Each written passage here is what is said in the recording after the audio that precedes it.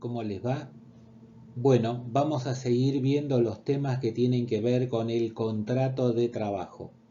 En el día de hoy vamos a hablar de los derechos y obligaciones de las partes y también vamos a hablar de remuneración. Vamos a empezar con las derechos y obligaciones de las partes.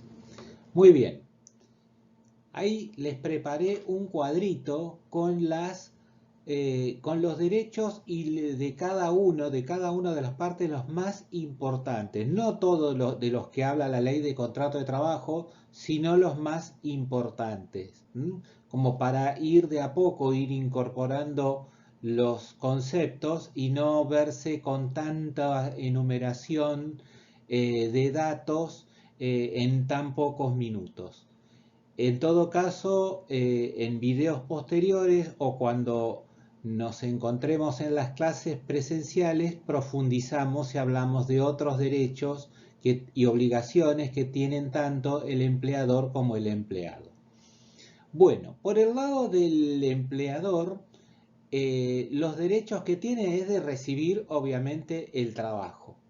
Y fíjense que por el otro lado, el empleado tiene derecho a el cobro de la remuneración por su trabajo y el reintegro de los gastos que haga para poder trabajar, algún viático que tenga, algún gasto que le surja cuando está haciendo alguna tarea, sobre todo cuando lo mandan en comisión a algún lado, que a veces tiene que comprar algo, hacer alguna fotocopia que no fue prevista y tuvo que poner el dinero, bueno, tiene derecho a que le reintegren ese dinero. Después, entre los derechos del empleador está la facultad de dirección, lo que se llama ius variandi. Bueno, para explicarlo de una manera simple, el empleador no solamente tiene derecho a dirigir el trabajo, a conducir a sus empleados, sino que puede hacer variaciones, de ahí viene la palabra ius variante.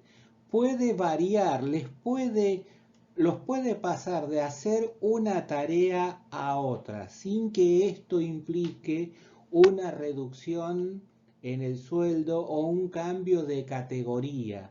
Mientras eso no ocurra, se entiende que está ejerciendo el trabajador de una manera razonable el derecho de dirigir a su empresa.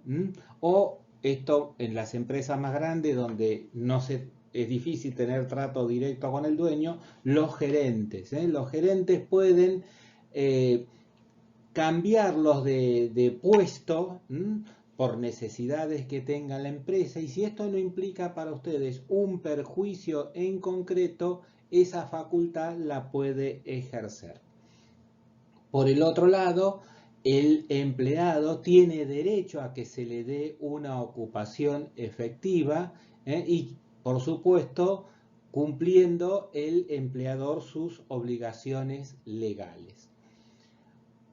Otro derecho que tiene el empleador es, obviamente, ejercer su facultad disciplinaria. ¿En qué situaciones? Bueno, llegadas tarde, algún incumplimiento de alguna tarea que les haya indicado, alguna falta de respeto en que haya incurrido el empleado, puede ejercer una facultad disciplinaria, que por supuesto, si es arbitraria, el empleado puede reclamarla, puede impugnar. Por el otro lado, el empleado tiene derecho, obviamente, a no ser objeto de discriminación ni de acoso laboral.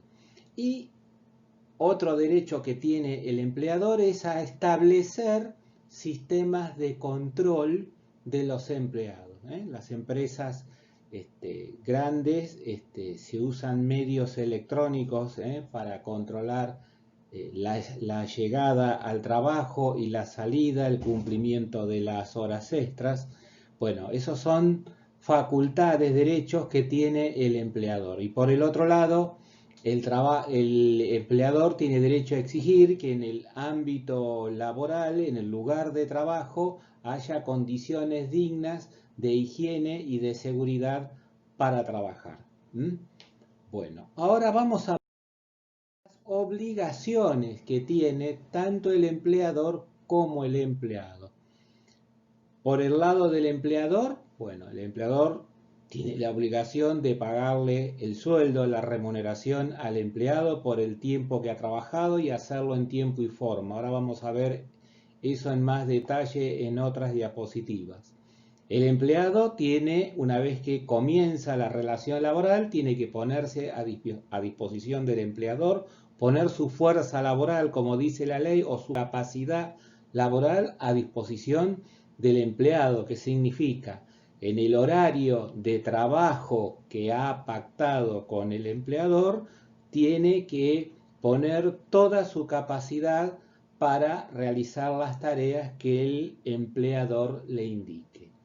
Bueno, entre las obligaciones del empleador, que es un correlato a lo que vimos recién en los derechos, dar seguridad y condiciones dignas de labor al empleado, a la empleada.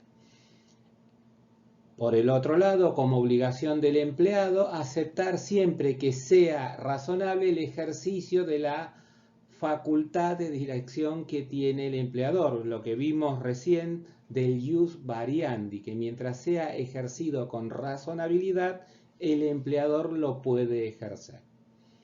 Por el otro lado, entre las obligaciones, respetar la dignidad de la persona y no discriminar ni acosar al trabajador o la trabajadora.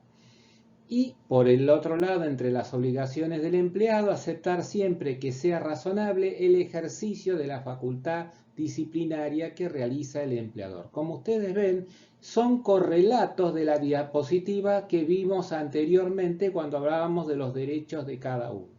Así como cada uno tiene derechos, también contrae obligaciones, que son las que estamos viendo en esta diapositiva.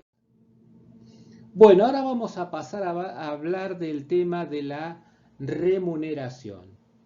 Y la definición de remuneración que encontramos en la Ley de Contrato de Trabajo, en el artículo 103, es bastante clara y nos va a ayudar a entender qué es remuneración. Se entiende por remuneración la contraprestación que debe percibir el trabajador como consecuencia del contrato de trabajo. La remuneración es entonces, o el sueldo, como nosotros estamos acostumbrados a decir más coloquialmente, el sueldo es lo que recibe a cambio el trabajador por la labor que realiza en el lugar de trabajo, por cumplir el horario y por realizar las tareas que le indique el empleador. Muy bien.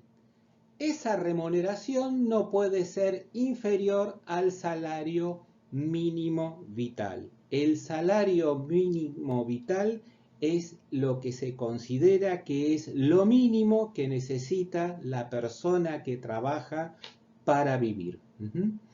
Bueno, y una cosa importante, que el trabajador tiene derecho a cobrar el sueldo, aunque por alguna circunstancia no preste efectivamente servicio. Supónganse que van a trabajar y ese día hay un corte de luz y no pueden realizar ninguna tarea. Bueno, el empleador de todas maneras le tiene que pagar el sueldo porque ustedes fueron a trabajar, fueron a poner su fuerza de trabajo a disposición de él y entonces el empleador les va a tener que pagar el sueldo.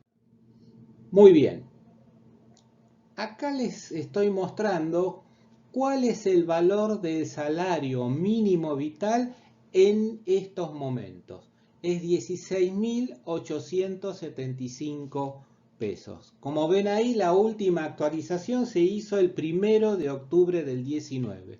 Veremos cuando se realiza la próxima. Ahora estamos en una situación extraordinaria y bueno, este tema está quedando un poquito relegado y la suma es realmente baja, ¿no es cierto? Teniendo en cuenta el costo de vida que tenemos. Pero bueno, el valor actual del salario mínimo vital es este, 16.875.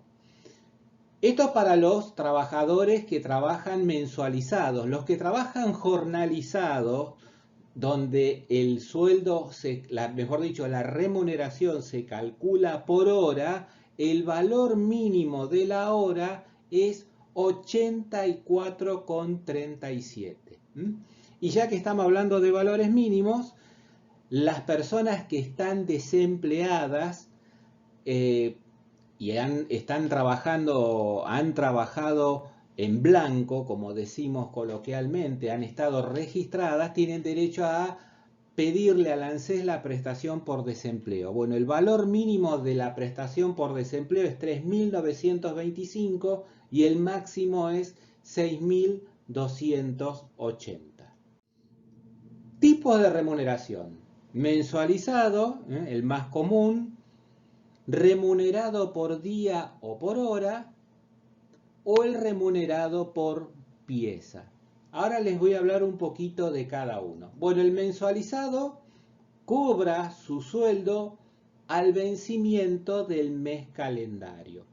De todas maneras, la ley de contrato de trabajo tiene previsto un plazo, digamos, de tolerancia, y si el empleador paga el sueldo hasta el cuarto día hábil, se considera que ha pagado el sueldo dentro del plazo legal. En el caso del remunerado por día o por hora, ese plazo, digamos, de tolerancia es de 3 días, ¿sí? En el caso del remunerado por pieza, cobra según las piezas terminadas en un periodo. ¿Qué es esto de trabajar por pieza? Bueno, por ejemplo, la gente que trabaja en el campo. La gente que trabaja en el campo cobra por paquetes, por toneladas de trabajo, por cosecha que ha recogido, que se va midiendo por toneladas o por quintales. Y cobra por las piezas que logró juntar durante todo el mes. Las piezas que completó durante todo el mes las cobra en un 100%. Y el resto de las piezas depende si queda pendiente algo. Por ejemplo, si no terminó de armar una pieza, cobra solamente el 30%. El 70% restante lo cobra en el mes siguiente. Bueno, vamos a hablar del aguinaldo, que la ley de contrato de trabajo lo llama sueldo anual complementario, o van a ver una abreviatura, se llama SAC. El sueldo anual complementario es la 12ª parte del total de las remuneraciones que percibe el trabajador o trabajadora en el año calendario. Dicho de una manera más sencilla, es el sueldo número 13 que cobran en el año. Es un sueldo más que cobran en el año, que se abona en 2 cuotas. Cuando se implementó por primera vez el aguinaldo, se pagaba una sola cuota en diciembre. Posteriormente se terminó que se pagara en 2 cuotas, como se hace ahora. La primera el 30 de junio y la segunda el 18 de diciembre de cada año. ¿Cómo se calcula? Bueno, se debe tomar el mejor sueldo que haya percibido el trabajador o trabajadora en cada semestre, y se le paga la mitad de ese mejor sueldo que ha tenido en el semestre. Para entenderlo mejor, tendríamos que hacer una ejercitación de liquidación de sueldos. Nosotros vamos a hacer una ejercitación de liquidación de sueldo ni bien nos encontremos en las clases presenciales.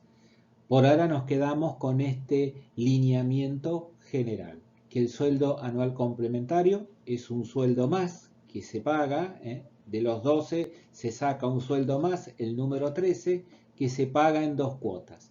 Para calcular lo que les tienen que pagar en cada semestre, se toma la mejor remuneración que han cobrado durante esos 6 meses y se les paga el 50%. Muy bien.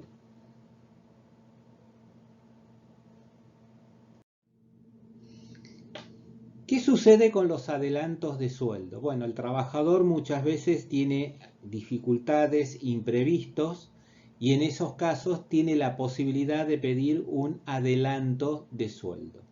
Los adelantos de sueldo no pueden superar el 50% del correspondiente a un periodo de pago, o sea, del mes de trabajo. ¿Cómo es el mecanismo para dar el adelanto de sueldo? Bueno, se tiene que hacer un recibo de sueldo convencional. Cuando se pagan los sueldos, se tiene que hacer lo que llama el doble ejemplar, o sea, una copia para el empleador y otro para el empleado. Hoy día hay muchas empresas que el recibo de sueldo está en formato electrónico, en lo que se llama el PDF, que ustedes se lo tienen que descargar desde un servidor que les indique la empresa y ahí acceden a su copia. Bueno, exactamente lo mismo pasa cuando reciben un adelanto de sueldo. Les tienen que dar un recibo por ese dinero que les han dado, porque ese dinero después, cuando le liquiden el sueldo definitivo, se lo van a descontar. Por eso se tiene que emitir un recibo de sueldo en legal forma cuando reciben. Bueno, vamos a hablar del tema de los embargos. ¿Se pueden embargar los sueldos?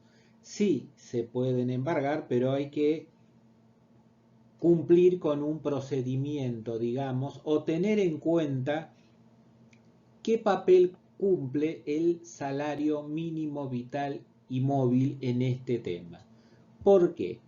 Porque la ley de contratos de trabajo dice que el salario mínimo vital y móvil es inembargable, excepto por deudas alimentarias, que en ese caso sí puede entrarle un embargo.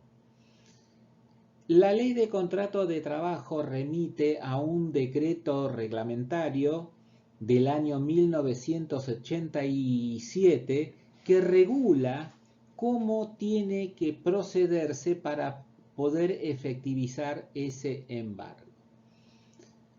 Solamente se puede embargar lo que excede al salario mínimo vital y móvil, que como ya vimos, es 16.875 pesos. Se puede embargar recién cuando se supera esa cifra. Y entonces tenemos dos situaciones. Primero, remuneraciones que no son superiores al doble de este monto, 16.875.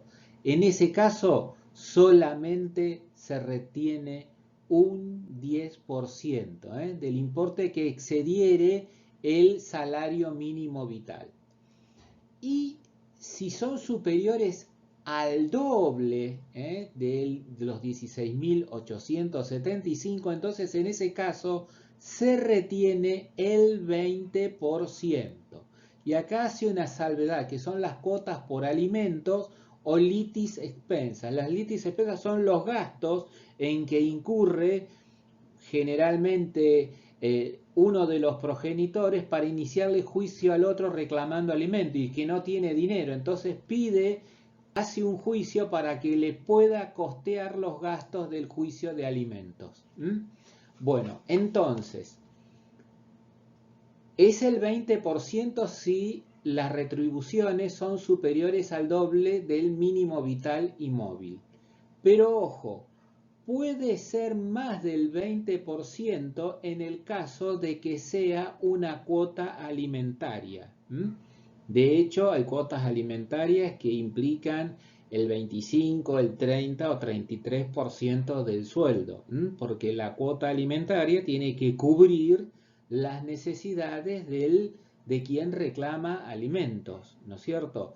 Entonces, pero hay un límite, que esa cuota alimentaria debe permitir la subsistencia del alimentante. Entonces, en resumen, hay un límite para trabar embargo que es el 20%, siempre y cuando el salario sea el doble del salario mínimo vital y móvil.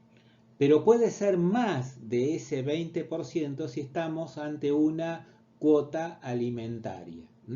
siempre y cuando la cuota que se retiene, ese porcentaje que se retiene, le permita subsistir al embargado, digamos, puede superar el 20%.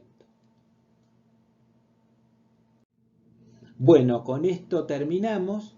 Nosotros en el próximo video vamos a hablar de la jornada de trabajo, los descansos, las licencias y el trabajo de mujeres. Junto con este video les dejo en el blog el trabajo práctico que corresponde a este video y el anterior. Cualquier duda, ustedes ya saben que me pueden consultar todas las veces que quieran. Muchísimas gracias y que lo pasen muy bien.